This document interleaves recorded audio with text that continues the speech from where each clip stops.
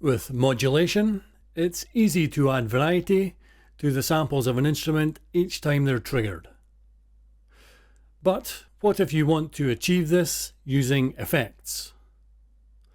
Well, this isn't possible to the same extent, since unlike modulation, effects are not applied polyphonically.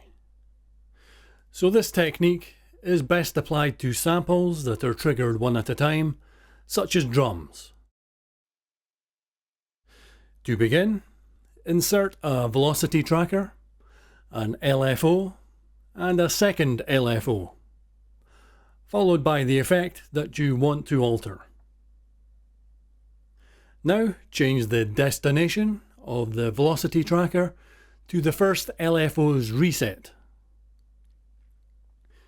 This allows every note played to reset the LFO, but we only want it to do so from the beginning, and we'll see why in a second.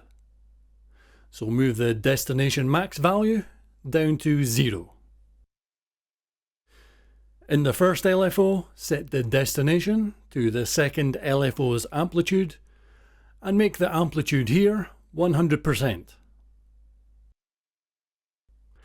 Now change the frequency to 1 line per cycle. Create a custom envelope with the length of 2 that starts at maximum and ends at nothing. Then enable one-shot mode.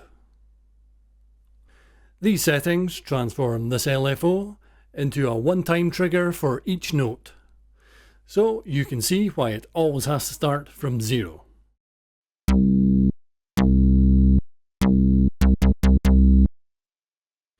Finally, change the second LFO's destination to a parameter of the next device in the chain, the one that you're targeting for alteration.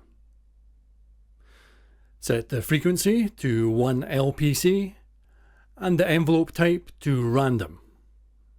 That's it. Now every note will be initially played with a different value.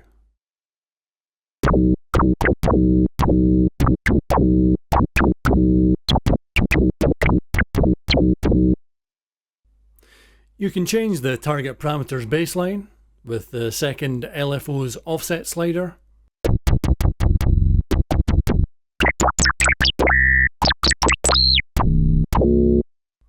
And the amount of randomness with the starting percentage of the first LFO's envelope.